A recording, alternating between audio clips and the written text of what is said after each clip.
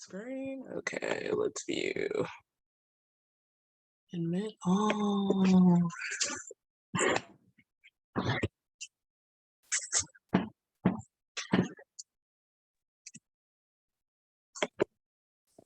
Hello. I don't even know if my volume is turned up. Can y'all hear me? Yes. Hey, how are Okay. you? Good. How are you, Amy? I'm good. All right. Hey, Ari. Hey, Gabs. Okay. Oh. Hello. Hey, Keela. I feel like I haven't seen you in forever, Keela. I know. And you and all your balls and your dress up events. I feel like I haven't seen you. And tonight I look a mess. Look, to no makeup on, like hair's okay, but like yeah, same. I'm here. Anita, welcome. Nicole, welcome. Asia, welcome. Jamie, welcome. Sierra, welcome. Hey.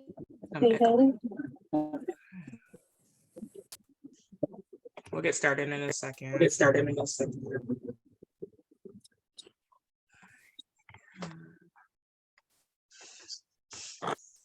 Like an echo on my part. Are y'all hearing that too? Yep, we're hearing you twice. Well, we're hearing me twice. Why don't I want to like end this and restart it, but it kind of stopped, maybe. Yeah, stop. Okay, because I'm like, that's weird. Okay. Hopefully it'll behave. Still people coming in, so that's why I'm giving it another couple of minutes. Look at this crowd. Look at y'all with your goals. People joining in here. I love it. I will say Michelle Obama always does it though. The last time we did Becoming, we had a ton of people that joined the chat too. So not surprised. All right. I'm going to go ahead and get started. People will come on as they come on, but obviously, if y'all can see that, we're talking about The Light We Carry by Michelle Obama. I finished this on Monday. Quick, easy read. Very good. I mean, I enjoyed it. What were y'all's initial thoughts of the book? Initially, I was having a hard time, but I sped it up. I tried reading it. I was having a hard time. I got audio and I sped it up, and that did it for me. That definitely, I did the same. Audio was definitely easier. I don't know if I would have gone through it as fast if I would have done it any other way. It just, I mean, for me, it's hard to compare Becoming because like that's her memoir, her story. Like this one's a little different. It's more of a motivational, like she gives us bits and pieces, but it wasn't the juiciness that we received from Becoming. So yeah, just two different types of books. But there were a lot of nuggets and a lot of things that I did take away from it. Let me see. One of the things that she said is when we avoid what's new or different and let those impulses in ourselves go unchallenged, we are more likely to seek out and privilege the aspect of sameness in our lives.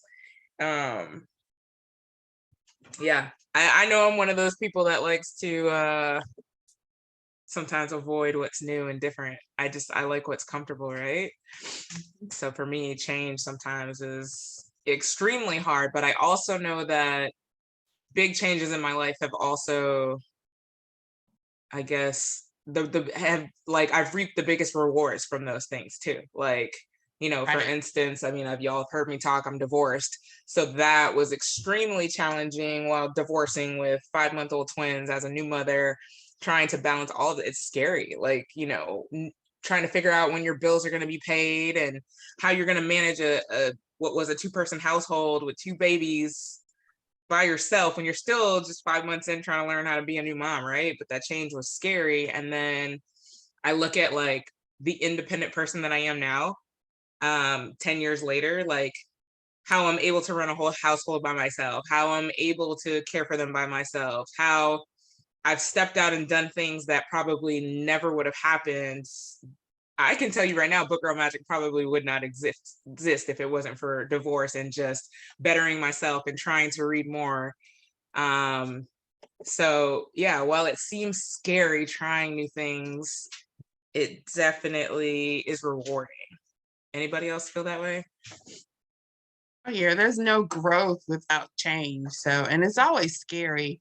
Some people enjoy change, if they are stagnant or stuck in place, it drives them crazy. I'm like you, I'm the complete opposite. I like to know what's coming. I like to be comfortable. But, recently, I think we've all had to deal with change in one way or another in every aspect of our lives. So I'm better about changing and just rolling with the punches now. And you learn more, you grow. So yeah, you gotta make those changes. It's not easy though, but nothing worth having is easy. So there's that. Yeah. Yeah, no, definitely. I was the same way. My husband and I, my first husband and I broke up, and I had a 3-year-old daughter. I moved to I got a job offer to go to California. I'm in Maryland, but I moved out to California. Was scared to death, by myself with a child. And when I got out there, I found out, hey, I can do this stuff by myself. By then, I was always like, I need a guy around. I need this because I have a child. I can't do this by myself. And once I got out to California, I had her in private school. She was in gymnastics. She was in Girl Scouts. She was doing all these different things. And I said, well, dang, I can do all this by myself. So now I got a different perspective, because guess what? I would like to have a man in my life, but you know what? If he acts up, he can get the hell out, because I can do fine by myself because I am doing it. So that's like, I needed that. I needed that to happen. And then when I moved back, I moved to Virginia, and I met my my current husband. It was like, this is great. I know I can do it by myself. If he acts up, he can be out the door. Yeah. But he hasn't acted up yet, and it's been about 17 years. So he's good. And that's kind of, I want to say, like, dating is hard nowadays. So I don't know how many of y'all are single, but it's like, it's just something completely different than it was when I, was first dating my ex-husband and things like that. But being single and independent and being able to care for myself and do all things for myself, like, I just don't tolerate any kind of BS. And like, you're right, you're able to kind of stand on your own 2 feet and like not, take less than what you deserve, or accept less than what you deserve. So that's been a huge thing in my life too, is like having that standard where it's like, if you're not gonna meet me here, then we're just not gonna do it. Like, I'd rather be single and live life happily than to settle for crap. So agreed. Anybody else want to chime in on avoiding what's new and different? That just really hit home for me. Like, yeah, I'm a hard, like, I just don't like change. I like consistency. This is why I've worked in the government for 14 years, is because like, I like the consistency of a paycheck and knowing what's coming at me and what's expected of, governors and the people in my agency and what we work with. Like, I just love the consistency. And I see people like venture out to new jobs, which is awesome. If you can do that, go ahead. Like, I'm all for it. But for me, I'm just like, it's good here where I'm at. Like, as long as I'm content, the money's good, whatever, I'm fine. Like, it's that hard. whole decoding fear chapter spoke to me because of all of that. And especially going into real estate, once you've had that check that you depend on twice a month. Yes. Now real estate depends on if you sell a house or not. Yeah. And plus, it's totally new. It is totally and completely new. I've been in health insurance for 22 years. Yeah. It's entirely different. So it's a huge change. And then at part of it, she says doubt comes from within. It does, because I'm one of those people that I like to know everything before I do it. Yeah. My first contract, well, that first one fell through. My first contract came within about 10 minutes of me posting that I'm in real estate. Wow. At a real estate school, you have no idea how to write a contract. You have no idea how to do any of that. They teach you how to stay out of jail, and that's about it. Wow. Oh, wow. So it's still new to me. So I still have Yeah. And some see, I'm not good at like selling myself. I'm not good at like, I just don't like selling. Like I could never be in a job where I'm a salesperson, where I have to like call people to get money or depend on like sales calls and things like that. Like, or just even real estate, like you said, like I don't thrive, like the consistency of a paycheck and knowing like I'll bust my butt doing the work, but knowing that that paycheck is coming on the 15th and 31st of each month, and I like still that. think about that. I still What'd you think say? about that. Yeah. I want a steady paycheck again. Yeah. And believe it or not, like I'm more introverted. Like I'm good behind computers, behind like it's weird. Like I run a book club and do this, but like it's very hard for me to be like in front of people and stuff. I like to just like be to myself. I'd rather text than talk on the phone. That's just my personality. I don't like being out there in the limelight like that.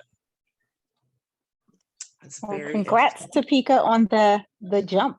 Yeah. That it is uncomfortable and you did it anyway. I've done real estate as well, and yeah. I'm still working on it.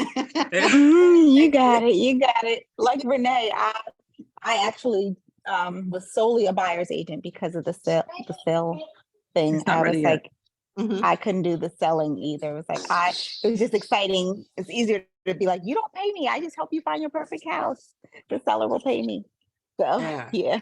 I hate feeling like I'm bothering people. Like even when I think about like my kids have fundraisers for sports and stuff like that, like I hate even just posting it to my I timeline. opt Like, out. I always pay it out. I'm always like, how much is the whole box? And that's what you'll do. We don't do fundraisers. yeah. Because I just Nope. hate like And I'm like, everybody oh. does them at the same time. I'm like, oh my God, the other moms that are also selling. And the crazy thing is you just don't know until you ask. Like people are so generous that they are so willing to give. All you have to do is put it out there. But for me, I'm like, are they really gonna help and stuff like that? But you know, honestly, you just have to like step outside of your comfort zone and do it. Do what you gotta do. Hello. And I didn't. Hi, everyone. I'm Hey, sorry. no, go ahead. I'm driving, so I can't turn my camera on. Oh, you're fine. Welcome. But as far as the jump, I will agree that it's pretty scary. I jumped 2019, 2020. I jumped from education to a field that was total left field, which was trucking. On the dispatching side of it. And I will say it's scary, but looking back, I wish I had a jump sooner. So don't be discouraged because like you said, you're creating doubt and fear within. Sometimes we need that nudge or that push just to jump. I still need nudges here and there. Almost on a daily basis. Like nudges from my circle every so often. But when I jumped, my husband jumped first and he was like, babe, he's been in trucking. And I was like, but I went to school. I got this degree. Why not teach? That's what I feel my calling is. But the education field, it kind of changed completely. And I was burning out. And so I thought to myself, you've been a driver. I don't know. I can't even book loads. I knew none of the back end of it. But that was the doubt within me. And when I can tell you, when I look back, it was one of the best jumps ever. So, I understand the doubt and the fear. And some days, to be honest, I volunteered to school because that's my passion. But my jump allowed me to do both. And it's been pretty good thus far. That's awesome. That's awesome. That is awesome. Good for you. Congratulations. Thank you. I was going to add, like I didn't think about them as like jumps at the time, but I've probably done it like a few times, like just kind of switched up everything. I lived in California my whole life, and then moved to Michigan to go to grad school, like did that. And then like a couple other times, like just ended a career that I had for 20 years and started something different. And it just was like, I feel like sometimes like, when you're supposed to do it, like it kind of like everything is momentum behind you and like the opportunity to present itself. And it's like sitting there and you do have that choice, like she talks about. Like one of the things in the book is she was like, competence is on the other side of fear. And I kind of disagree. I think it's just action is on the other side of fear. Like you don't have to be good at it. You just have to do it. right? Like, because if you wait to be good at it, you're not going to do most things. Like, I having agree. having that beginner's mindset, like I had to be willing to be like, just okay. And that's hard for me because I want to be great at everything. You know, you want to be really good, but sometimes I had to just be okay and start there and then allow myself. But I feel you guys don't want that paycheck every 2 weeks because like you, Topeka, I think about it too, like, oh, it would be easier. And then I realize I'm like, no, it's not. It's just a different kind of hard.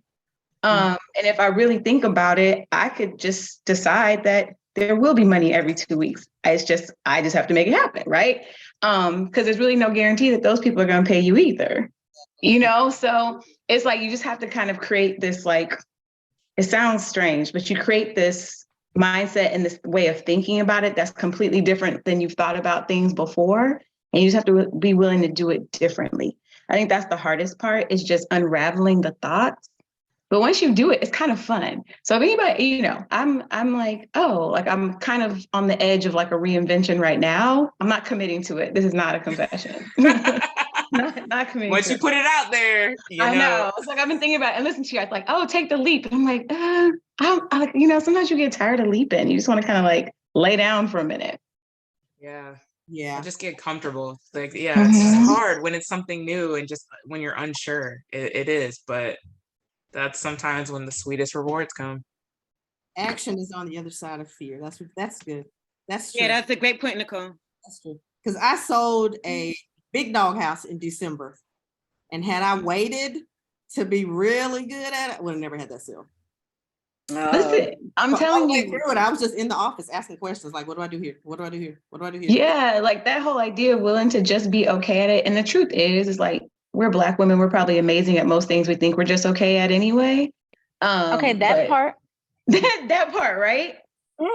Yeah, because like even when she's like, doubt is from the outside, it's from the inside. It's like, yeah, we process it inside, but we get fed a little bit of it from the outside too. But yeah, but if you could just be okay about it and just remember that most of the time, you're like what you feel like is B- work is probably like A+ somewhere else. That helps too, I think. You're absolutely right.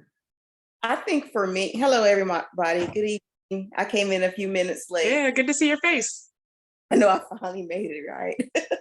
I think for me, my jump was I didn't initiate it. I lost my job. And it's funny because my aunt, she said, you've been talking about wanting to leave, but you always had an excuse. So it took me losing my job to say, okay, I'm just going to go ahead and do it.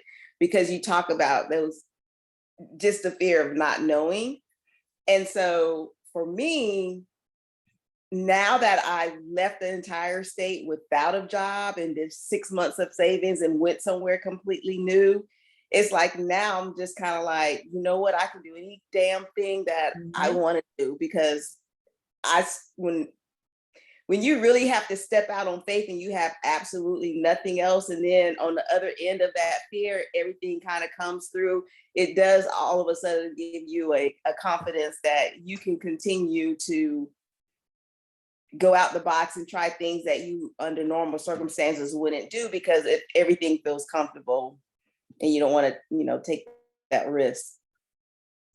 That's what, for those of you that believe in God, like I call that God's push. Like when you're just not getting the message, he continues to like make stuff happen so that you have no choice but to follow his plan and what you've got going for you, be it relationships, whatever. He's going to keep showing you this guy's a cheater until you decide that you're going to walk away and leave this relationship, or, he's going to make this job uncomfortable to the point of you being ready to leave, where your boss is micromanaging you and constantly up your behind until you decide to make that decision. Okay, it's time for me to start looking for new jobs or find something else or move forward. So yeah, sometimes God have to tap us on that shoulder and be like, listen, this is where you're meant to be. And everything I'm so happens for a reason. aware of that it makes me nervous. Like I'd be like, Right. oh God, Here he like I'm getting comes. ready to be God, right? Like what? Yeah, he's getting ready to knock on that door again, make you uncomfortable. Like, Yeah. Well, I saw a shirt once. It was like in Ross or something. And it's like, and that push, like, I was thinking we get being pushed in a direction, and I was so scared. And it said, where God guides, God provides. So like just remembering that if you are getting pushed off that ledge, like it's for a reason, it'll be all right. But it's scary as I don't know what, because I've lost my Yes. job, like, lost a job before too, and just been like, well, what am I supposed to do now? Right. Yeah. And what's funny about that is my background is human services. I've always worked in child welfare. And so I did that for 14 years in North Carolina. And then I moved to Florida and got right back into DCF and child welfare. And then after a year, I was like cursing myself out. Damn, girl, the Lord told you, get out of child welfare. You've done your time. The Lord knows you love kids, but it's time to go. And here I am again. And I just had to literally just leave again, you know what I'm saying? But I think after you do it the first time and you realize you can come on the other end, you're willing to take that chance. Because I think a lot of times we get stagnant, and although we want to, we just you allow fear to paralyze you versus working through that fear. Yeah. You can move in spite of you can still be afraid and make that move, but That's not for allow me. it to paralyze you. Yeah. Prayer's definitely been key in those situations, especially I've said I've been with the government for 14 years, 2 separate agencies, but there's 2 bosses in particular in that time span that I have, that I've worked under, and they were just hell on earth, like the worst. And I was like, listen, it's either they go or I'm going. And that was my prayer. Like, something has to change. And both of those people were like up out of there real soon. So and the people that came in actually were a blessing and still are a blessing. So it worked out for me to stick around, but still sometimes you just don't know. I'm like, listen, you got to show me something. Either they got to leave or I got to go. Can't do this anymore. The chapter for me that really stuck out was when she was talking about parenting, especially when she was talking about Toni Morrison's motto. That really hit home for me, and how Toni recognized the critical face. You're still being caring, but what are your children perceiving that as? And for me, that was huge, because it's like a lot of times I'm like, what are you doing here? Why aren't you doing your homework? And it's like, why isn't your shirt buttoned? Why are you're going in on them, but it's at the same time, it's like they don't see it as necessarily coming from a loving place. It's just like, mom is constantly chastising me. So that was a huge thing where she said she learned to dial back the judgment. That was huge eye-opener. So I'm like, sometimes I'm tougher. Chapter too. And I liked how when she spoke about her mom, I think that was the same chapter with her mom, where her mom was so intentional about being different from how she was raised, and clearly laid out the intentionality behind everything that she did with Michelle and her brother. Yes. And I hope that people who have been raised in situations where, it may have been similar to Michelle's mom, to be an eye opener, you don't have to just continue to do what you recognize from your own upbringing. You can be intentional about raising your kids differently. And that's exactly what she said. She's like, I'm not raising kids, I'm raising adults. I'm raising y'all to be independent. And I love that, because it's it's true. You need to raise them to be that way. And a perfect example of someone I have is my daughter's in homeschool right now. And so I felt like her being a year in homeschool was going to benefit her, because her just being lost in the sauce in 5th grade in public school with 30 other kids just really wasn't going to work to get her to the level that I needed her to be at when she's entering middle school next year. So all that to say, there was another kid that started with her in January, and he's a pandemic baby, right? The pandemic hit when he was supposed to go into kindergarten. So till this day, he has not hit a public school, has not stepped foot in a school. He's done virtual the past few years. And when I tell you that hindered him so much, because mom and grandma baby him, carrying his book bag into class, he didn't even know how to spell his name, and he's supposed to be a 3rd grader. Didn't know how to write online paper. These are the things. So Tenley's homeschool teacher was thinking, he'd be a little bit behind in 3rd grade, but she just really didn't realize I can't even start with third grade stuff because I have to go back and like teach him just the basics.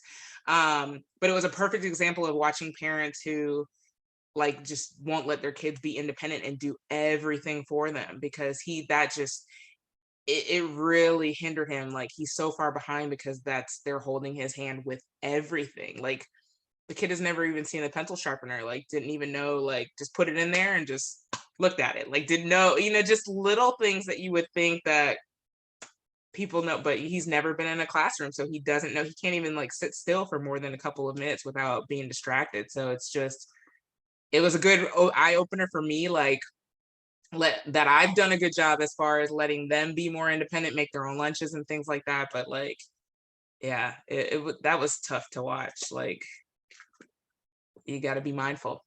You're raising adults to like let them kind of have their independence and become their own people. So I definitely will start letting them do more. And my daughter's way more independent than my son is. Like, she makes her own lunch, I make his lunch. Like, that's just, and I'm like, yo, you're gonna start making your own lunch too, because you got to get where she's at. She loves being independent. So Renee, think about his wife. I know it's bad. We boys, Like, I'm always like, listen, you're not gonna have your wife. You're gonna know what you're doing. Hey, get in there and wash some clothes. Yep. Yeah, that's it. Because we're not going off to college not knowing how to wash clothes. I had a teammate in college who came from California, didn't know how to put gas in her car. Like, her car was shipped from California to South Carolina, and when she ran out of gas, she had no idea what to do. Because dad, whenever her car would be low, would just switch cars with her and he would go fill it up. But it's like, you're 18 in college now and you have no idea how to put gas in your car. It was crazy to me. So yeah, definitely things where I need to allow them to be more independent going forward. Yeah, both of my daughters know how to check the oil and stuff like that. My husband made sure, like, hey, this is how you do it. If you need to check it, or if they had oil leaks or something, make sure you go out there and check it every other day to make sure everything's okay. If not, put more oil in it. They know how to put oil in it. Yeah, that was one of the things that he made sure the girls knew how to do. And of course, the boys know it. But yeah. It's so funny you say that, because me and my sister were talking about this the other day, because we grew up, my dad was like this, and like our uncles were like this, where like on Sundays, they would go and put gas in the car for their wives. Like they would go and like take care of it. But even as like growing up, when we were like more independent and wanted to drive ourselves, we did our own. They didn't do it for us. We went and did our own and had our own stuff, but they would, like, my mom, when my dad was alive, my mom, I mean, I'm sure when she was by herself, she did, but like those type of like situations. But it is interesting that we did it ourselves, but they did it for the wives. Good stuff. Anyone else want to chime in on that? But of course, have a man that's willing to do some of those things on the other end, that's cool. But I think everybody needs to be able to have those life skills. Especially these young adults, like 1999 and 2000. Like, how can you be so smart academically, but not have that common sense or just general stuff that you should know? So. Well, I think the schools are also hindering them. I just went to a baby shower, and my cousin, they were reading all the baby shower cards they got. And she was like, gave it to her boyfriend, was like, hey, can you read this? Because it was in cursive. And she couldn't read cursive. And I'm like, this is what the schools are doing. Like, they can't don't, read cursive. They like, don't how are you teach going to them sign that. your name? Yeah, they don't teach them that. And the other thing that I've noticed is like a clock. Like, they don't know how to tell time from an old school. Everything is digital. Like, they're used to looking at their Apple Watches and things and the digital clocks. Like, they don't. Those are two things. And I'm thankful again for my daughter's homeschool teacher, because she's been tutoring with her forever, but that's two things that she's teaching her is cursive, and she's taught her how to read a clock too. Because I'm like, yeah, they're not teaching kids how to do this anymore. This is crazy.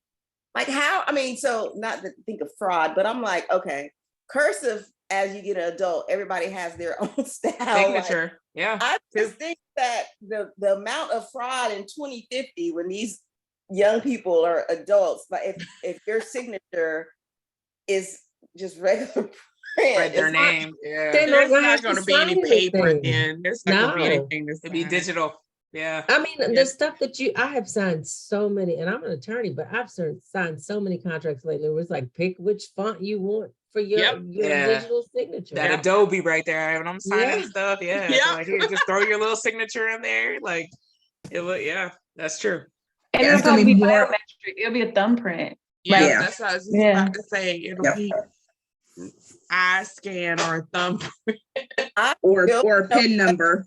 Maybe Yep. too many zombie apocalypses, but I think people need to be prepared for the day when you have to function and may not have Yeah. all These, these gadgets. These gadgets kids- are nice, yeah. but if you go to Chick-fil-A and they accidentally shut the door, the drawer, and it was $5.50, and I give them $20, they're kind of like dumbfounded. I'm like, come on now, come What on. is this? So it's just crazy. Yeah, that's it. Like, I don't think my kids could survive without cell phones and Alexa for sure, because Alexa gets a lot of math problems. Like, Alexa, what's this times this? Like, it does everything for them. Spell this word or do this. It's crazy how, I mean, I depend on Alexa for a lot of things too, like timers and stuff that are useful, or reminders and things like that. But then Yeah. I see the reverse of it too sometimes. I have a sister she's 18 now, but quite often I'll ask her stuff. She's like, I don't know. I'm like, you got the whole world in your hand. I Mhm. don't know, should never be an answer. Like, you should be able to look that up. She worked this summer, she stayed with me, and I would take her to work every day. And one day I was like, look, I'm not telling you when it's time to leave. I need you to tell me how long it takes us to get there, what time we need to leave. She's like, well, I don't know how long. Look it up, put in the address of the place, tell me what time we need to leave. Like, look at the Waze app, figure out how to operate in life. And she's just like, oh, you're not just gonna tell me, come on, it's time to go. Like, Right. because you're going to college next year, you need to figure out how to get up, how to get to class, and how to do all those things. She Same hasn't had thing, to do yeah. that because my parents are, of course, a lot older now with a young child, and they're retired. So their life is, hey, get up, time to go to school, time to get on the bus, time to do this, time Do to everything. Yeah. Yeah. Real world is coming, baby, and it's gonna hit you hard unless you figure out how to do this. Look, I'm laughing because I'm guilty of that. Like, Alexa wakes them up. Alexa tells them it's time to get ready for school. She tells them it's time for the bus. Like, it even tells me when it's time to go pick up kids from stuff. Just, I need those constant reminders. But yeah, they're spoiled too with that technology. Her mom wrote about that in the book. She was like, teach your kids how to wake themselves up when she was giving out those pointers. And I'm like, I mean, I used to do it. My son used to have a clock and we got away from it, but he needs to go back to it.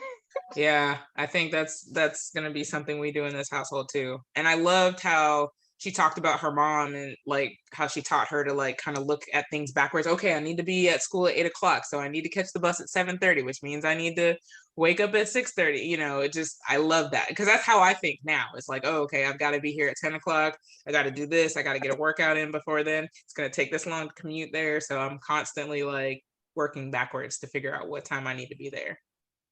But you know, it's crazy because sometimes with girls, that's hard to teach. Like, you know, I constantly remind my husband that we couldn't raise our kids the way that we were raised because it was different. They're growing up in a different time with social media and, like you say, access to Alexa and, you know, all those different things. But my kids were opposite. Like my daughter, oh, she lived on being late. My son hated being late. Just you different. know what? Right. And when it came time to go to school, he would be like, we're just going to leave her because I got to get to school on time. And now just to see it full circle and it is turned around, you know, my kids are 25 and 22. And now it's like she works and she goes to school and she navigates all of this stuff on her own. So I appreciate what Michelle said. You know, you're raising adults. You're not raising your kids to be kids. You're raising them to be adults because you want them to be able to navigate this big, wide, horrible at times world, so they can know how to advocate for themselves. And it's important. You know, it's really important. Yeah, I learned that's one of my pet peeves. I can't stand being late. And I learned that lesson real quick when I was like 11, 12, and I couldn't even drive at that point, but my mom took me to softball practice and I was late. Don't you know the coach locked me out of practice and I couldn't participate because my mom got me there late? So from that day, I'm never late to a thing. I will be 20 minutes early and sit there in a parking lot before I'm even 2 minutes late for something. Like it, and I get like anxiety hits me if it's getting close and I'm like not there like 5 minutes. It bothers me. Like I can't stand. So I will get somewhere 20 minutes early and just sit in a parking lot because I can't stand being late. Truly gives me anxiety. So I don't know how true this is because I only did it based off people that I know. But what I found out is if you came on or before your due date, you tend to like to be early. If you arrive after your due date, you tend to be a late person. That's what I've noticed with my family members, my son. We both, my son and I, we both were born on the day we were due. And I mean, we cannot stand being late. Whereas my friend, she was born 13 days after, and this girl is, I mean, late, 2 hours late to stuff. And I'm like, you kill me. And then when we tell her, like, okay, you might be onto something with that because I'm definite. I think I came way early. Like I came 2 weeks late, and I'm always the first one to show up. Oh well, and I came 3 weeks really early, and I'm late matter. for everything. Yeah, it doesn't matter. Look, there gotta be some exceptions. Yeah. Hilarious. I'm always the exception. But I was gonna say, even if you do teach your kids how to do stuff, because I can tell you, my parents taught me how to clean up after myself, and I'm lazy now. So make your bed before you leave. And once you leave home, you're like, I don't have to do that anymore because nobody's telling me what to do. I remember when I first moved out, I bought Captain Crunch, white bread, and I called my mom and was like, look what I bought, because I don't listen anymore. So it just depends on what you want to do. That makes perfect sense. I hated weightlifting up until about 2 years ago because I was forced to do it in college and high school. So now I like it, but like it's the same kind of thing. Like I was forced and told to do something in school for a grade or as, a collegiate softball player. And I'm like, I hated it. I couldn't stand it. I was just gonna say with that whole raising them to be adults, letting them fail, which is all can be hard as a parent. But me and my husband, he has a lot a harder time with that than I do. I'm like, let them learn the lesson now because we don't want, right? They are going to be adults, and I don't want them to don't learn it at 30 if you can learn it now. Right. So it's hard to see, but I'm like, this is life, right? This is what it's going to be like. And so, yeah. And my husband, he's a lot likes the cushion. Like if I can help them, that's what I'm for. Like if I can fix it, right? Because I think that's a men mentality too, that fix it mentality. But where I'm like, yeah, you can fix it, but how long you plan on fixing it? You guys still be fixing it when they're, grown. Right. So, they're 18, 19, they're sticking their chest out. So I'm like, let them fall. They'll be okay. I'm like, now he's in college. I'm like, he's got room and board paid for. He ain't gonna starve. Let him blow the money. He'll learn. So when you can't go to the party and get your hair cut, oh well. Right? Like right. You'll learn, but so yeah, it's tough. And then the big mistakes, right? That's life. I'm like, you're not your mistake. I said, I'm never going to be disappointed in you. I could be disappointed at the choice you made, but you learn, that's life, and then try to make better decisions. Yep. And that financial stuff is a really, really important thing to learn.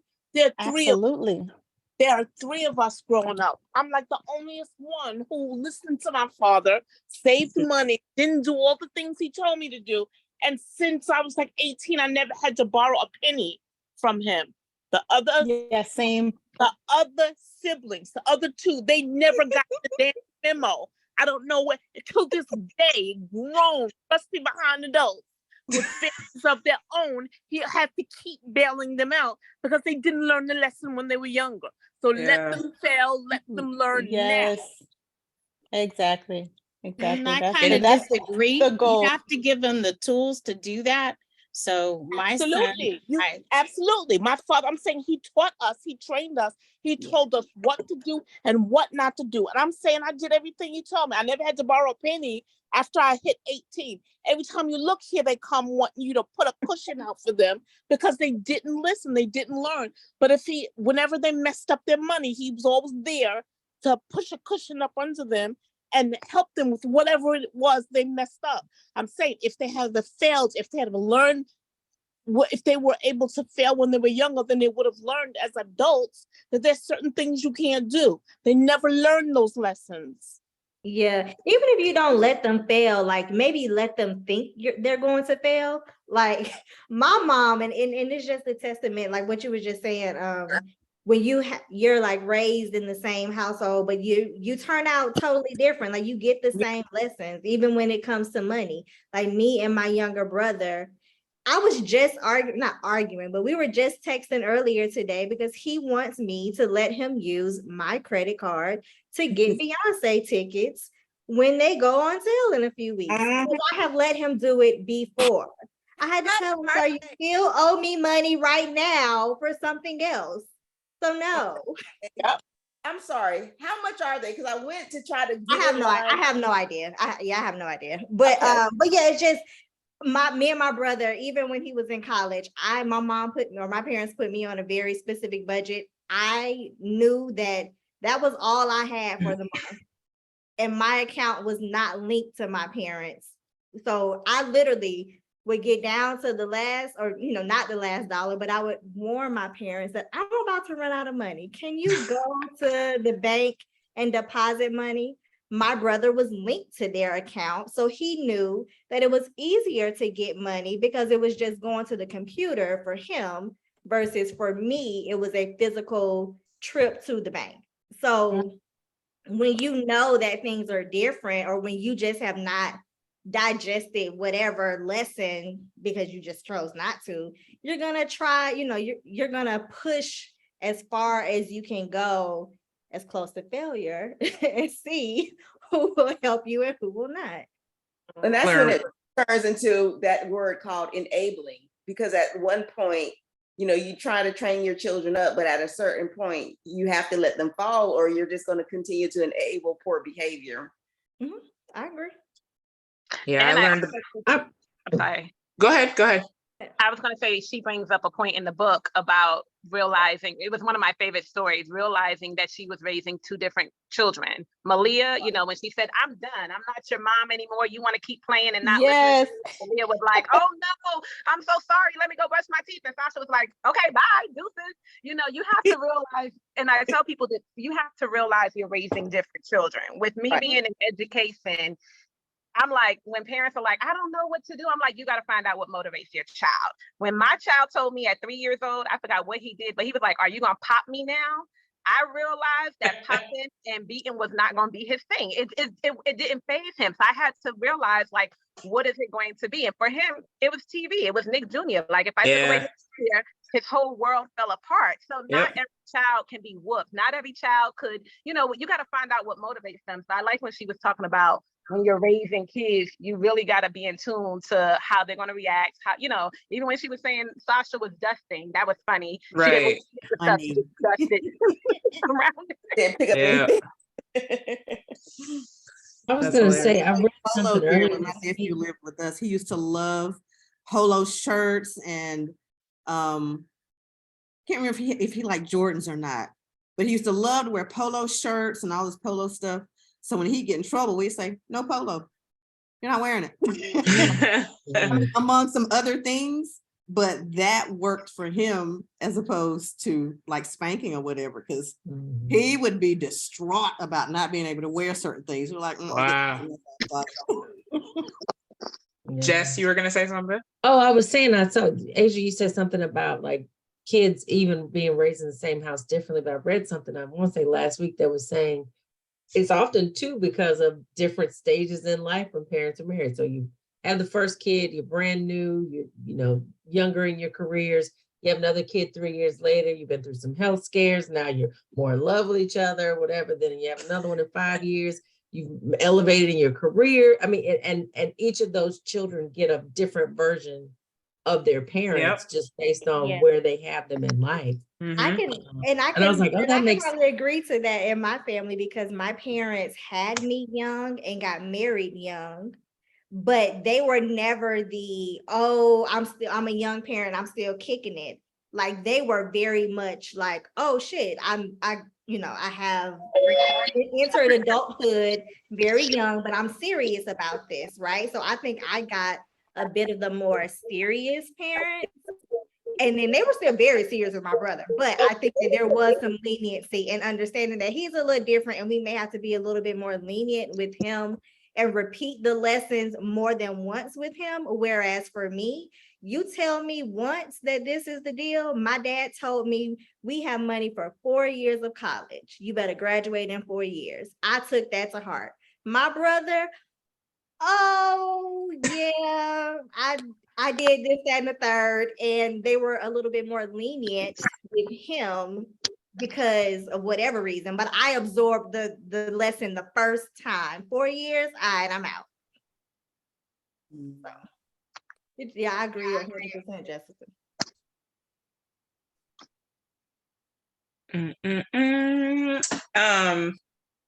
Changing subjects a little bit, but I really appreciated the chapter where Michelle talked about being tall. Like I honestly, until I just Googled it, didn't realize she was 5'11". Like that's insane to me as a tall person. I just had no idea she was that tall. But in reading that chapter and just like looking at some of her mannerisms and the things that I used to do being tall, because, you know, pants weren't really built for us, and like rolling up jackets. Like I still have jean jackets where I'll just roll up the cuff a little bit because it's not long enough for my arms. But I thought that chapter was real cool to hear her talk about that, embracing her height and things like that. Or being embarrassed about certain things because her ankles are showing, her socks are showing because her pants aren't long enough, and being concerned. I was like, yeah, I feel that. I had some of those times in high school. So I appreciated that and did not know she was that tall. I've been next to her and didn't realize she was that tall. Yeah, I just looked it up like 5 seconds ago. But I just did not realize. Maybe my shoes kept me from realizing, but I had been right next to her, handing her and did not realize she was that tall. And when I looked her up, nervous too though, so hey.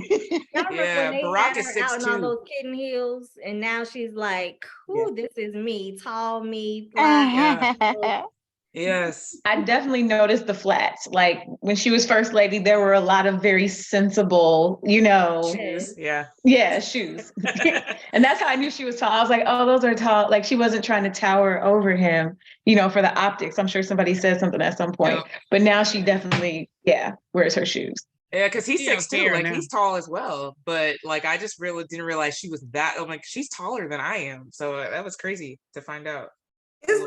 The perspective of being last all the time, because I remember lining up by height, never considered how that child that's always last, I was like, oh man, they should stop doing that. It is. I never even thought of that. I'm not at the end of my line of my sorority sisters, but I'm close to the end. And when it's a smaller group of us, I'm always the one in the back every time. I have the flip side of that because I am the shortest. So everybody always goes, oh, if I pass Chris, I'm tall, because I'm 4'11". So I get the flip side of everybody in the family will go, well, if you pass Christine, then you're good, Oh, that's crazy. Yeah. My daughter's 4'11", yeah. Wow. She's the oldest little sister. I was probably 4'11" in like second grade. That's wow. Thanks, cousin. Tall people, because as a short person, I thought tall people had it all. So it's interesting to realize that tall people were a bit self-conscious, because me and too, I just thought tall people had it. You don't have to worry about having to get your jeans hemmed up or always have to wear heels because they're dragging the floor.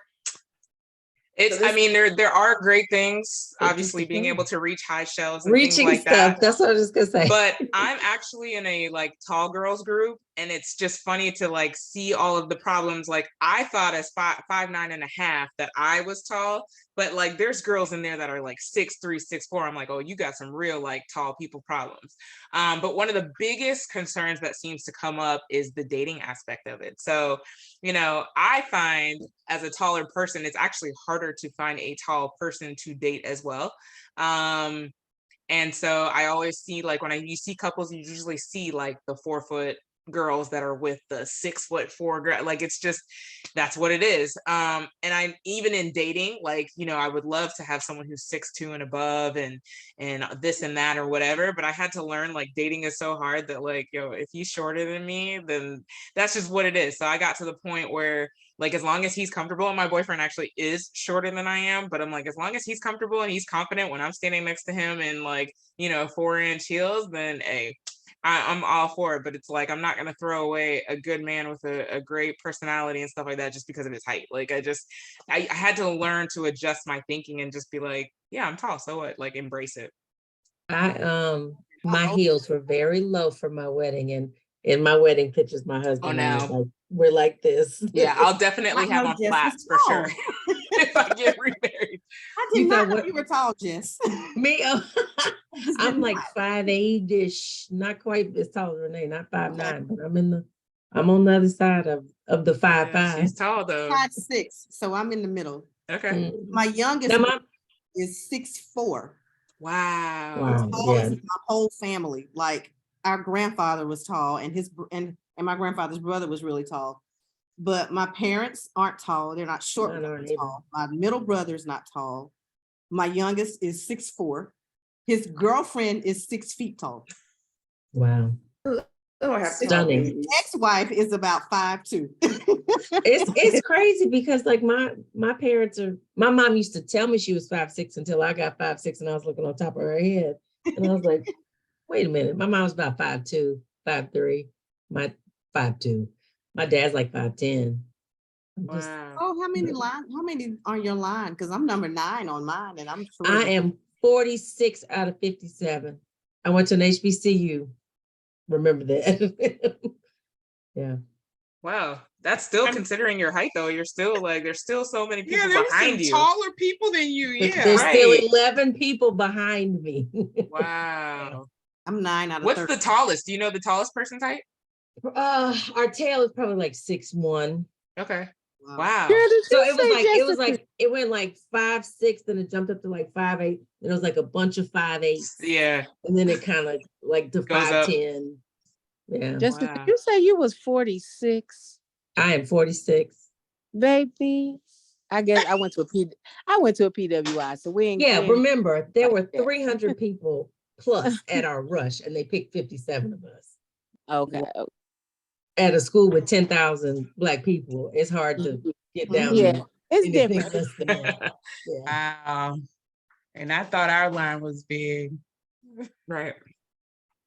Yeah, our line, 93 people. I was number 4 of 93. Wow.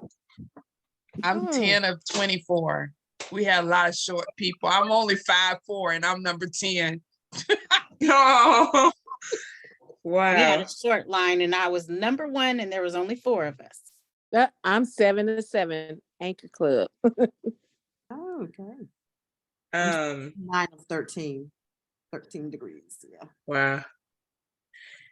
The next thing that stuck out to me was her talking about Stacey Abrams. That little part actually hit home. Her, going to the valedictorian reception, because that is a huge thing here in Georgia.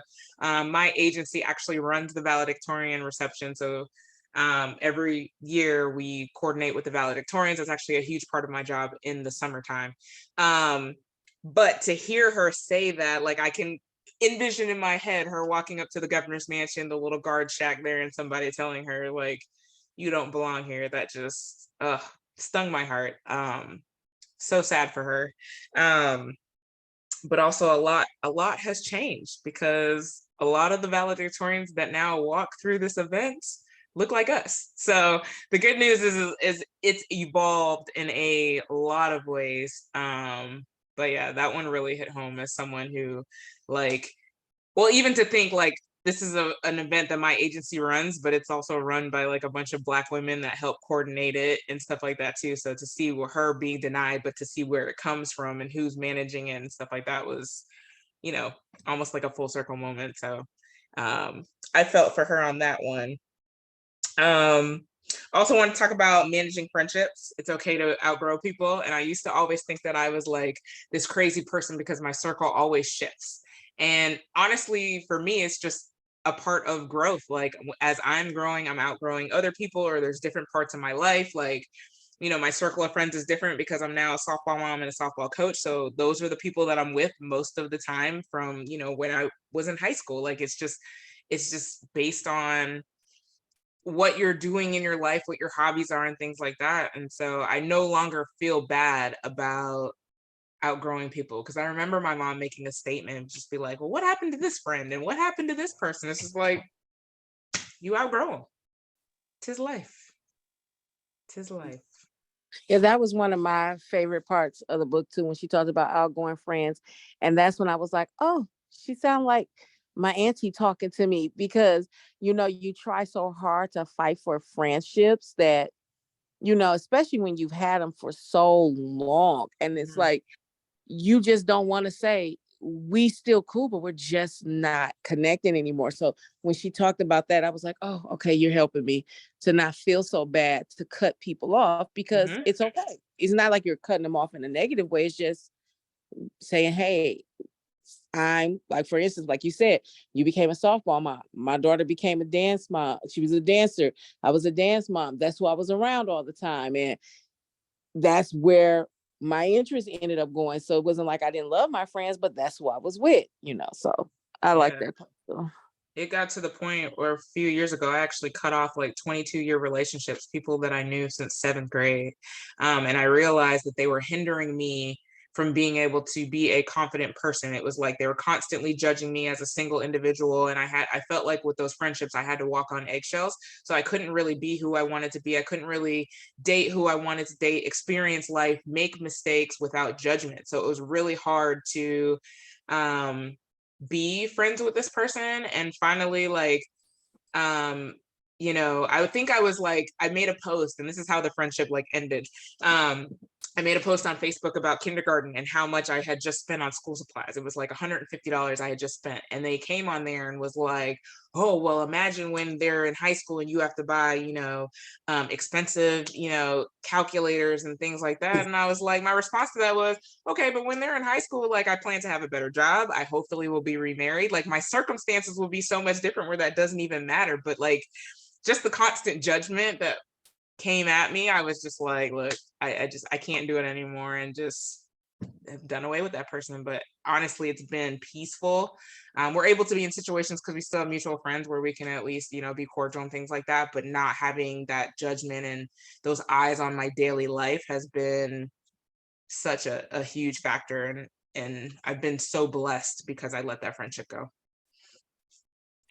I like when she talked about being intentional about maintaining her friendships too, right? So like respecting, so like you guys have both said, respecting or understanding that people are going to, your friends may be around other people because of, you know, whatever life circumstances or whatever they have in common with other groups. But that doesn't mean that then you are not maintaining your other friendships, right? So just making sure that you are intentional about any person who you think is of value in your life, and, you know, in whatever time span you allow to, you know, pass or whatever. But yeah, I just really like that, that portion about being intentional. Yeah. I like that part. That one as well was one I was going to touch on. Plus, when she mentioned the loneliness of being the president, and how when she took Barack and his friends to Camp David and they just unplugged. And I was like, that is just so great. I mean, you know they're human, but it's so good to hear something that says, okay, now we have this chance to just relax and be ourselves and have fun. Let our hair down. They just did it. Yeah. That was and awesome. As far as friends go, that part, as well as the fact that you do need to have friends in your life, and friends help you to excel and succeed and, you know, have gladness.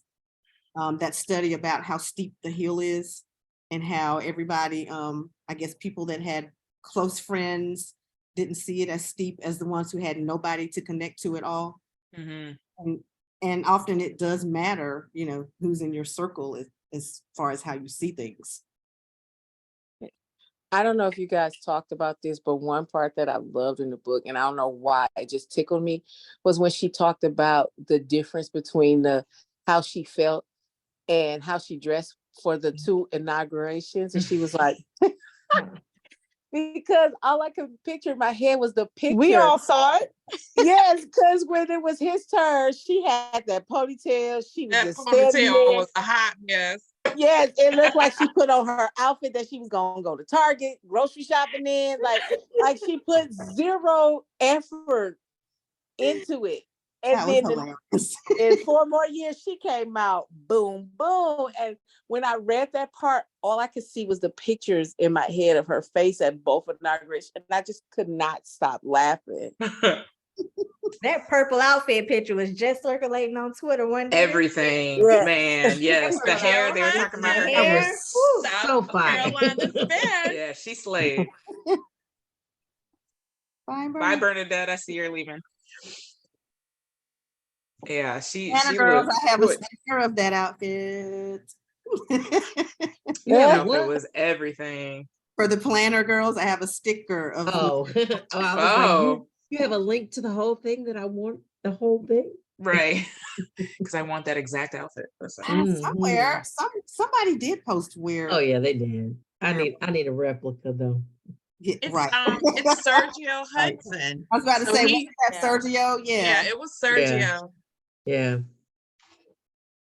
Any other, I know we're running close to time. If you guys have to leave, no worries. Some of us like to, chit chat. Any final thoughts on the book that people want to share? One of the parts that I like, and it's just because I think they are the cutest just couple, and I'm one of those people who think that, they are wonderful all the time, even though I, read about the coming. But I like how she described how he was so intentional and patient with her and pursued her, just let her kind of get comfortable with it and everything, and how they built their lives together, even though they were so different in their upbringing. Like when she went to Hawaii, I was just like, oh, that's why I love y'all. Right. When she reflected back on like the things that she kind of was annoyed about with that trip, and how those were actually like him presenting some of his best qualities, and she didn't even realize it then. Mhm. I love that. Yeah, loved it. Yeah, sometimes you have to mature to see things what they are. But yeah, I just love the way she talks about the good and the bad, and lets you know they're like normal couples. They just choose each other every day. It's not going to be easy. I'm like, but I just want it to be easy, which is why I'm single. I definitely appreciated that it really is. And I'm actually rereading the 5 Love Languages now for my Bible study book club. I love that. It really is choosing. It really is choosing every day that you're still going to commit to each other and be with this person. And so then it would behoove you, right, to get along with them because you're committing and choosing them. So then that's where, right, the addition comes in, right? If I'm choosing you and committing to you, then I mean, look, we need to make this sex bomb, right? Like if I'm choosing and committing to you, then let's just have a good time. But yes, I really like that she stressed good, bad, and it's a choice, because that infatuation and in love gets you to the altar, but then what? Right. What keeps it going? Yeah. I think one of the things for me with the book that I really enjoyed was when she spoke about, and forgive me if China, the assistant or whoever she was. Yeah. When she was talking that was about good. when she was talking about it was this big secret, and she thought she was quitting. And to me, that just showed that she was we know she's real, but it just showed she didn't let that hinder her. I thought that was really good. Yeah, she was relieved, like, girl, that's it? Thought you was quitting. Yeah. Like, are you going to visit him in jail tomorrow? It's like 20 years ago.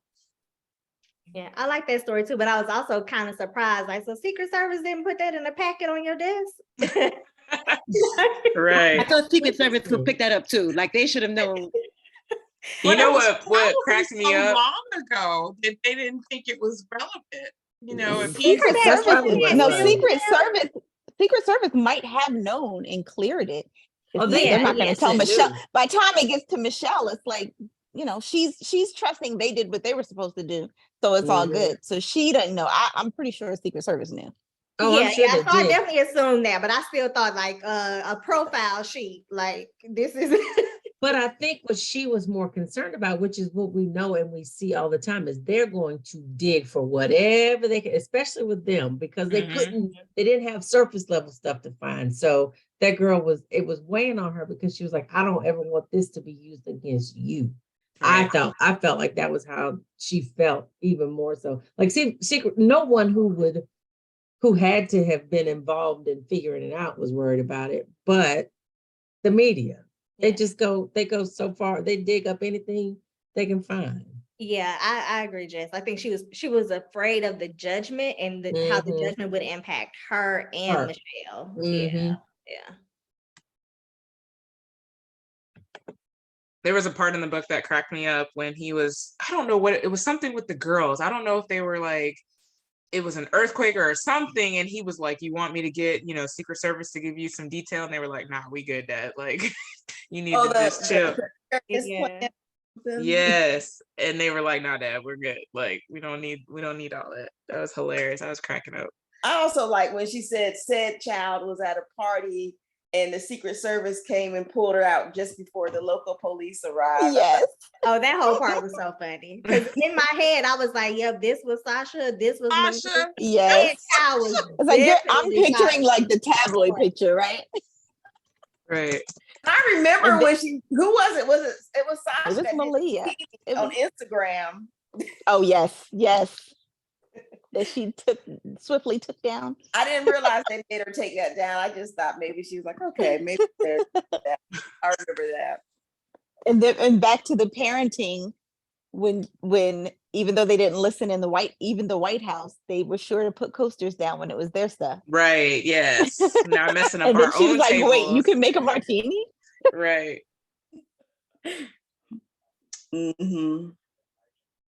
And I thought, speaking of that whole situation, I would have just assumed that they just put them in a $6,000 a month nice apartment. I was actually surprised to read that they called home, hey, we signed a lease. I would have just assumed that, even Andy on Real Housewives of Atlanta has her kid in a $5,000 apartment in New York City. So I was like, what?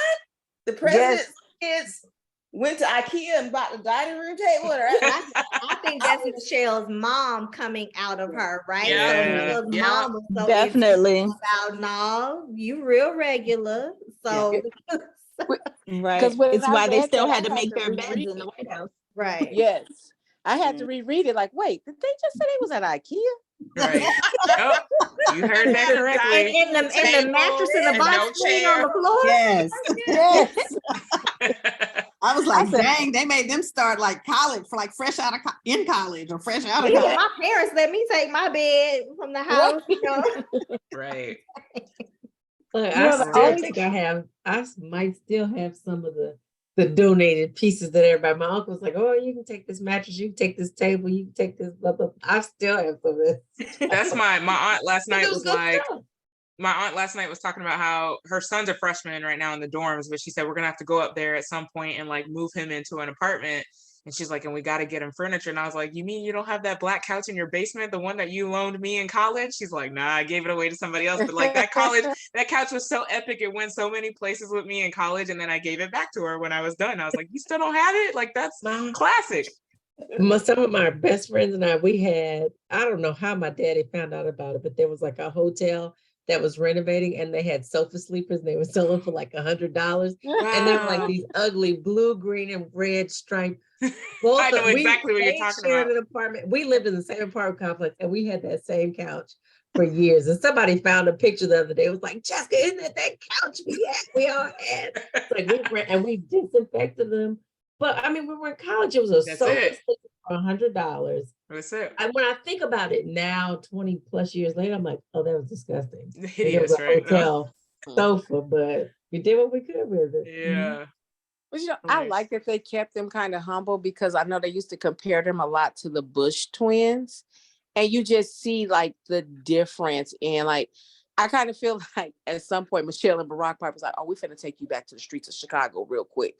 So, you know, we're like, you know how parents be like, oh, my kids don't really know the streets no more. I kind of feel like in my head, they probably like, no, we got to make sure y'all know. So I kind of love that about them, that they just wasn't like trying to take away what made them who they were, and they were giving it to them. I love the book. I just want her to amend the book and add one chapter for me, because I want to know what the other Bush obsession is with her. Like when they used to be at like all the funerals, and he always is sitting next to her. He's always laughing. Sharing his candy, his mints. His mints. Yes, like she's always got little things in her purse for him. Like she know he gonna want this mint. Like I just want her to write one more chapter and tell us, what do he be saying when he's sitting next to you? Like, right. Share those stories. But Sharing I all like the is candy that and Barack, stuff. Laura are comfortable with that relationship, and they know that nothing is going on. It's just Right. you know. Yeah. Don't they have to, isn't that the order that they're going to have to sit in basically for the rest of their lives, right? Like for protocol's sake, like they sit in that order. So it's almost like, well, let me just make friends. I'm gonna be sitting next to you for a really long time. That's what I always thought. Like, oh, I'm old every time we have one of these events, but I didn't know if that's the case or not. I think I wonder, like, I what, think he really like likes them Nicole, more. what is, or what was the thing that made them go beyond like being just formal and cordial with each other to Kikian? Because everybody else, they're just very formal and cordial. They don't look like there's a friendship, even though they have to, you know, do these very, you know, oh, we have to sit by each other, all those protocols. But who said what that made y'all start exchanging candy and Candy, Well, she likes to meet people. So she talked about how people are on their phones in Starbucks instead of engaging with people. So Right. she engaged, and he seems like he's a talker too. Yeah. Yeah. And if you remember Bush's cabinet, I loved it because Dick Cheney's still my favorite president. Only if you can shoot your best friend in front of Secret Service and not go to jail, you're the bomb to me. But anyway, but if you watch Bush's cabinet with Condoleezza, Rumsfeld, and Cheney, Powell, yeah, they were always, you could tell who pissed who off in the meeting, because they were all negative. And then the one who did it was always smirking. So Bush was always like, whatever, I get along with everybody. So it's just his personality. He's not like his dad, who is real stuffy. So he's more, you know, fun loving. Yeah. Now he ain't got to do no work. I mean, he did have a history. I mean, maybe I'm not from Texas, I just live here, but like people love him. But I think it's, you know, his history was he was a fun guy. He was the party guy. He was like kind of the frat boy kind of like thing. So, you know, he might actually be in that context a fun person, but it is curious. I would love to know what it was that broke the ice. Yeah. Right. Well, and I love presidential biographies. Even there's one I will never read, of course, but you know, other ones I do read. But he kind of said that in his book that he had to, like, Jeb was like the favorite kid, the serious one, the one that, so he kind of had to prove himself. And president was never really in his mind, but he was almost making up for, okay, I've been this goof off everybody thought I was for all this time. I'm gonna show them who I really can be. So as governor, then led to president. It was, I kind of, after I read his book, I kind of felt a little sorry for him because we used to dog him out really bad. And I was like, dang, he's like, this was a thing to make him feel worthy, you know, almost in this dynasty, in this family dynasty of proving himself as the kid. But I do think he has a slight crush on Michelle. He just, the way and I came over that screenshot on my phone. I recorded from his dad's funeral and like sent it to my friends. After he did his speech at his dad's funeral, he sat down, he passed Michelle a mint and he was wiping his face and he was talking. It's like, well, you just finished eulogizing your daddy and you talking to Michelle Obama again? Right. What is going on? I think it's the long legs. I don't care what y'all say. It's the long. I think he likes her. It's the long legs. That's what it is. I think it's also the fact, because remember how she was with, what was the queen or something? I think she's a people's person, and people just, they're gravitating towards her. Yeah. You know what? Yeah, she touched the queen. Is when I actually met her, this was when Barack was running for the nomination, I think. And so we had her come to speak at a program. And everything is timed down to, they had my pastor on the program to do a prayer, and they said, you have X amount of time to do this prayer. So everything was timed from her getting from the airport to the church and all of that. But then at the end of, towards the end of the meeting, they said, now Michelle is going to throw this time frame all off course when it ends, because she's going to try to speak to everybody in the room. So they did say that she is a huge people person. And I thought about that when she was talking about the kids and whatnot, and wanting to all the kids wanted to hug. The hugs, yeah, that was so good. It. I mean, she walked around that room and took pictures with everybody, just like it was nothing. Like, I like doing this. Any other final thoughts? Great read. It was a great read. I really enjoyed that. My kids, when I had the book around, they're like, haven't you already read that? I'm like, no, that was her first book. Like, they're used to seeing, because it's my coffee table book that's been there for years. So it's one of the two. And then Shonda Rhimes. Those are the two that I have on the coffee table. So have anybody, have you read Barack's book? no, but it's on my list for this year. Like, it's so long. It's like the Audible I have is like 30 hours, something crazy like that. So 29 hours. You will not make it through him. And I love him, and I love his voice, but he reads so slow. You just gotta speed it up. Paragraphs. Even when you speed it up, it's 20 hours. He gonna be. I was paragraphs ahead of him, and I was like, you know what, Barack, I'm just gonna have to read this book. I can't listen to you. Your voice is on a minimum of 1.5. I listened to it in books. I like to hear him, but it's like you say, why do you do a 600-page book? And it's only part one. And that's part one. That's the crazy. It's barely through the first term. Yeah. But I enjoyed it. I really did. Renee, let me know when you're reading it, because I'll read it again. Like, Okay. I enjoyed it. It's gonna be read this year. It's on my list of books. It's dense and it's thick and it's heavy on policy stuff and everything. But I loved it. I like just seeing his mind as he was going through things, and there was stuff I'd be like, oh yeah, I forgot that even happened, you know. Right. I enjoyed it. No, I enjoyed it. Audio and the hardback, and I just don't know that I'm gonna do it. I'm gonna try. Let's do it together. I'm planning to do the audio. I have the hardback just for my bookshelf. I have both. So let's do it. When y'all are ready, look, we done did 1619. Let's friend. Let's I got move it from my mom, and she friend. ain't even Come on, cracked it, Asia. so I'll get it back from her. Asia, you Come might as on. well, because remember, this is only the first one. So when he's got to get to the second one, what are Come we on, gonna friend. do? We done did these books together. We got to conquer these mountains together. Can it be like a 2 month though? Like, Yes. Oh no, I'm not reading probably it in need a like month. 3. Yeah, it might be like a 3-month yeah. journey. like a Is quarter. it late a month? I mean, the 1619 project was long. Because we It pushed was. it. We can do it in the 16-19. summer.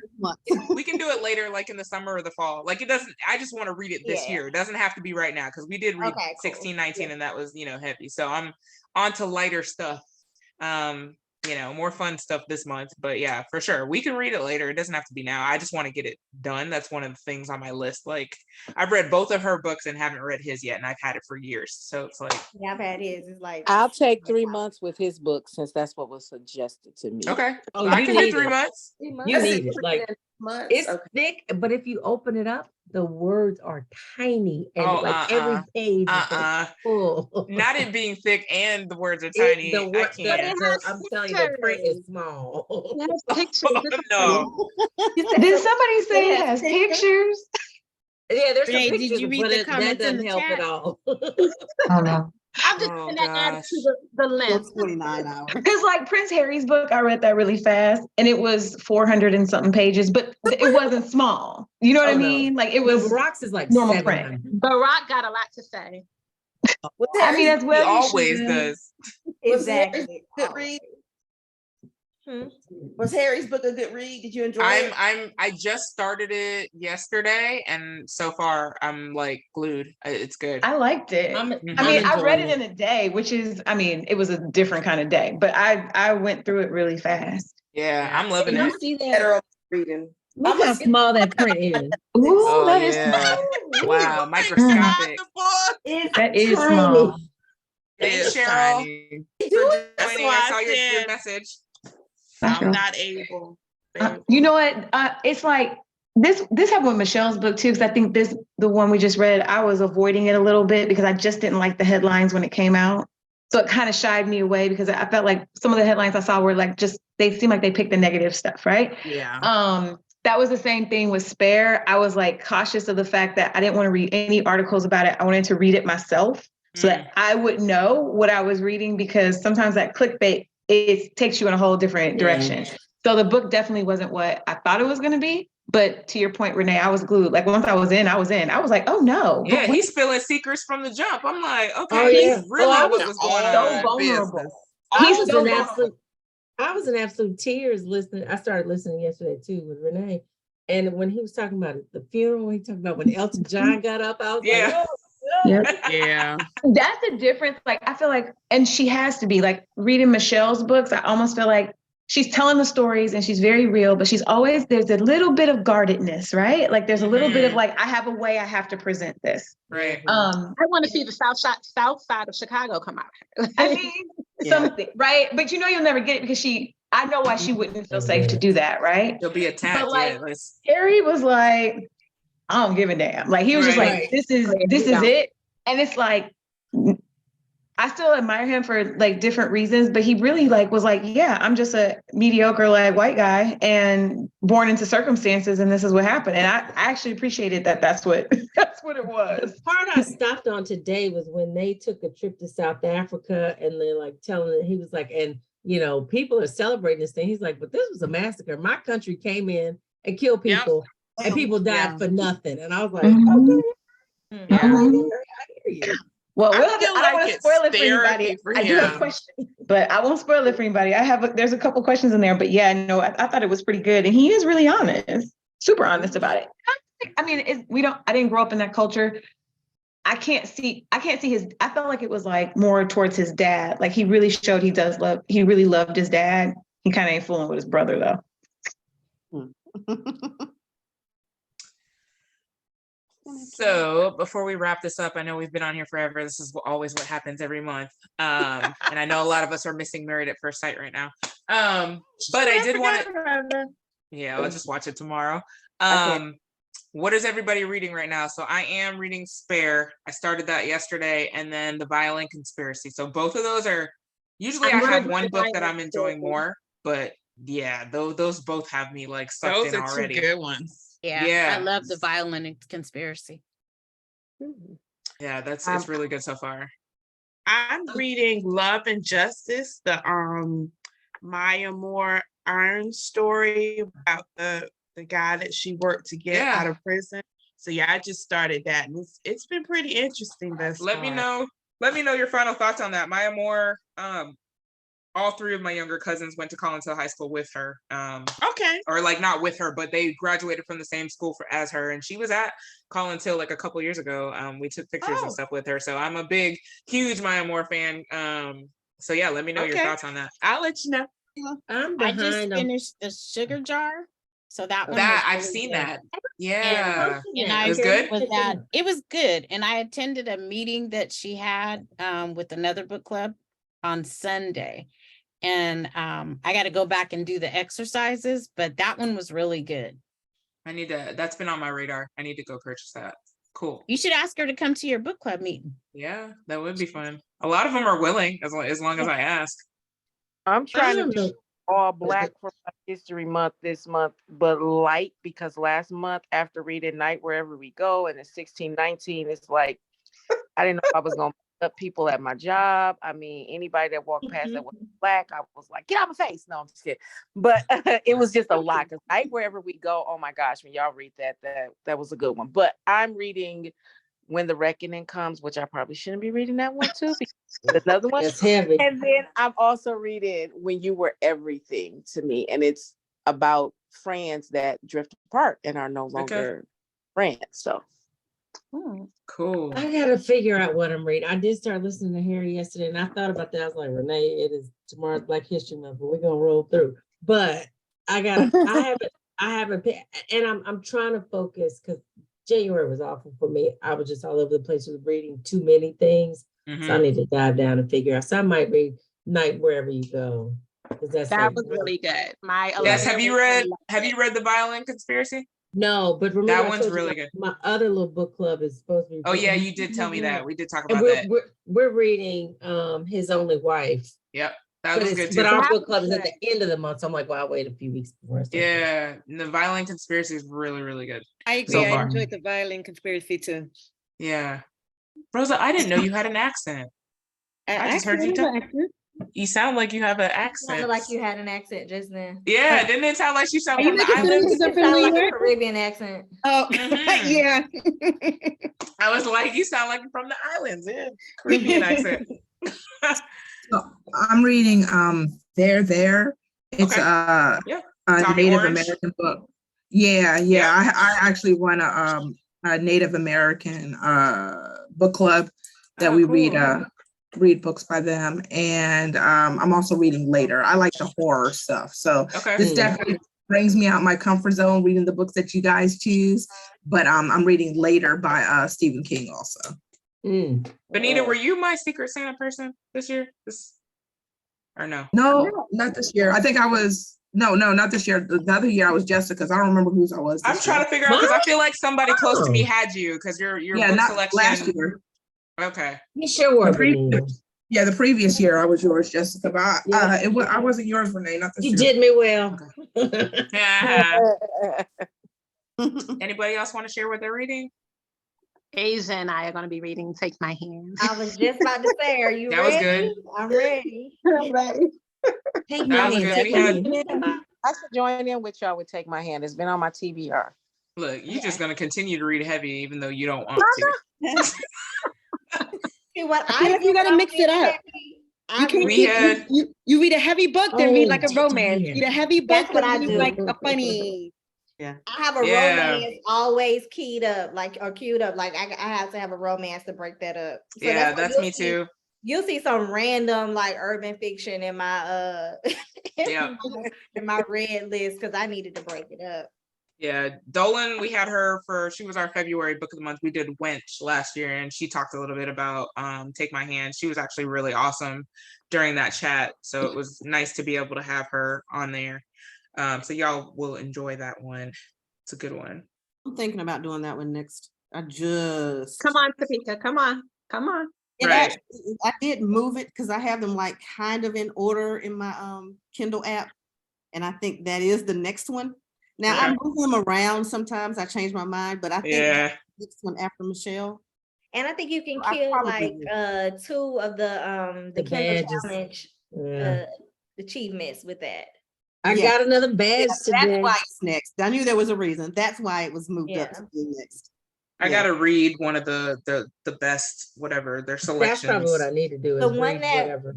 the one that revealed today is a book by Amazon editors pick for Black History Month. So Okay. Oh gosh, I'm scared. Are That's- any? I already told you what was it's in on there. there. So take my hand will qualify for the other one and the one that was. Oh, good. Okay, that's good to know. Ugh. Oh, Passing is on there. All this stuff that I've already read. Passing's on there. You made a Passing, fool of Your Finding Beauty. Me, Becoming, Born a Crime. Ooh, the we love read songs of all these W.E.B. Du books. Bois. All the stuff. Y'all just get this email today, or when did you all get this? If It's you, in if the- sorry, I know you can't see my phone, but if you're on the Kindle app, it's actually there's like goals and challenges and There's stuff on there. challenges. Ooh, Razorblade Tears is actually one on my list, so I might do that. So Me good. too. And Blacktop Wasteland is on there. Okay, I've got my choice now, so I'm Black good. Cat Wasteland's on my list. I There's so read many both good of ones. those. Dang it, I can't make them count. Those are both good. Nope. Secret Lives of Church Ladies, The Bluest Eye. I've read all of There's these. some good picks Okay, on so there. I Yeah, half have of a them I've already question. read too, but there's some good picks on there. Who had a question?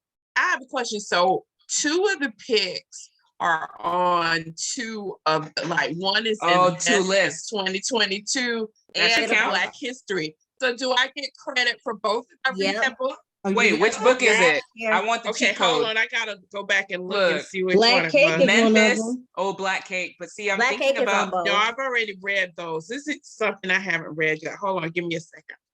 See, I'm going Violent back and forth. Conspiracy is on here, Renee. Hey, you know, Life After Death is on here if anybody wants to take a crack at that. I posted I that. thought we weren't calling that book by name. Not in Black Ooh, History I heard. Month.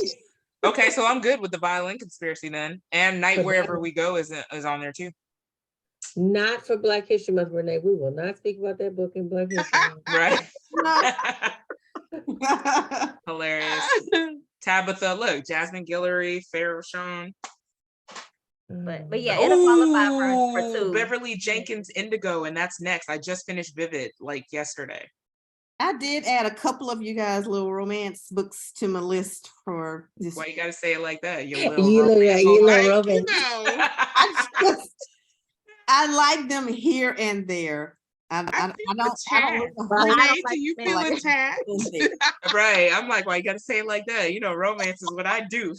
Anita, if you open your Kindle app, it's on like the home page. It's something called Kindle Challenges. Yeah. And then you just click to say like see Yeah. more achievements or man, they got How Stella Got Her Groove Back. Not gonna lie, that's actually on the list for this summer for us to go back and read. Terry McMillan. Have y'all seen the new cover? No. It's hard Like for I it, but it's said, on that's there. what Go look at. She's got like the new cartoony type covers now. They're dope. I want all of. Waiting to Exhale. Man, there's so many. Viola Davis, like so many of these. Becoming is on there. Cicely Tyson. Unprotected. I should have this badge already. Oh, Barack Obama's on there if anybody wants to It read is. Promised Land. Mariah Carey. They've got some good ones on here. And this is under, I'm on the homepage. I don't see any of this. Okay, So- go to Your your app. You got to go to the app. Look Yeah. in, do you see where it says more? The 3. It's not even more for me. It's just on my home screen. You might have to scroll down. Oh, see mine, if you click on more, you can click on Reading Insights and then Scroll it's down. Bro, Okay. you might have to scroll down. So it says reading insights, and then okay, now I see it. Yep, and then it should the first thing it should say And it'll say like, see my Kindle see achievements. my achievements. If you click on there, you can unlock all of the And you've probably been getting achievements and you didn't even realize it. yeah. As Mhm. long as you read from the Kindle app on your phone or your actual Kindle, it will give you credit for it. So either one. Oh, okay. Okay. Well, that's probably why I haven't. Okay, that's not. Yeah, I haven't Yeah. been paying attention to this. Learn something new. They've made me aware Look, like they in the just- past they month. just- So I'm just this is my first quarter actually keeping up with this. So And now, yep, me too. And I'm hooked, and I'm on like 42 days read now. That's the most I've ever read on my Kindle. Oh yeah. okay. So as I'm long good. as I complete Violin Conspiracy, I'm good for the Black History Month one. So the book that's on both the Best of 2022 and the Yeah. Black History is Token Black Girl. Oh, I saw that. I saw Black Cake on both too. And Take My Hand is on both. I'm too. stuck on Yeah, Black I've Cake already 'cause read both of those, but I haven't read Token Black Girl. Okay. everybody Okay. talks about how good Black Cake is. I was trying to see if I wanted to toy with putting it on our book list this year to discuss. I you- love that book. And you know what, Keela? Reading Token Black Girl will let me finally read one of these free Amazon I first know. read. That's what I was So thinking that's too. the one I'm going with. I've never read one either. Not a one. They had Colin But I Hoover get them on there. every month. I'm pouring down the first of the Each- month. on the Like, first ooh, of the what's month, free? I go on the first and get my book. Oh, Like, yeah, it's a free Memphis. book that I'm not gonna read. Memphis, the book we don't like to talk about, is also on both lists. I ain't reading that. Yeah. Okay, y'all. Hold Well, on we for already- a moment. Why did Brandon Slocum graduate from my alma mater, UNC Greensboro? And I did Wow. not know this. Yeah, his book is amazing. So He's far. Oh, cool too. He always interacts when you tag him in social media and stuff. I love authors who do that, or Oh, sweet. or there are people who do it. I don't know who's doing it, but I just like Yeah, the somebody. attention. Somebody. Yeah. I got to see what year he graduated, what school in Fayetteville. Okay. I thought there was Colleen Hoover. Cool. Well, good stuff. I appreciate y'all, especially hanging in here for over an hour and a half of your time with us. Hopefully for the new ones that jumped on, you see how much fun we have on a monthly basis. We talk about the book of the month, but we also just shoot the shit too. So thank you guys for coming on. I know a lot of the newbies left already, so I will make a post in the group, but I really appreciate you guys jumping on tonight and joining us. It's good to see some old faces, some of you who have been on before that I haven't seen in a while. I'm so happy to see you guys tonight. So I'm hoping that we can continue to grow this and let more people come on consistently, and it makes it so much more fun when we have lots of participation. So thank y'all. I really appreciate you guys joining on. Oh, and before we leave, I also want to say happy early birthday to Jessica, because her birthday is on Friday. Happy birthday. Thank y'all. Thank you very much. I thought you were talking about the Davenports. I was like, no, I can. I'm about to. Yes, our February book of the month is. Look, I'm smacking myself in the face. Is The Davenports by Crystal Marquis. So yes, this will be our February. I know this is like super shiny. This will be our February book of the month. So it's romance, but I've heard it's really, really good, and it's also, I think, Barnes and Noble's like book of the month or something like that. But yeah. But anyways, yeah, that's the February book of the month. So I hope to see you guys back next month. See you soon. Have a good night, everyone. Good Yes, night, same to you guys. everybody. Bye. See you later. Bye.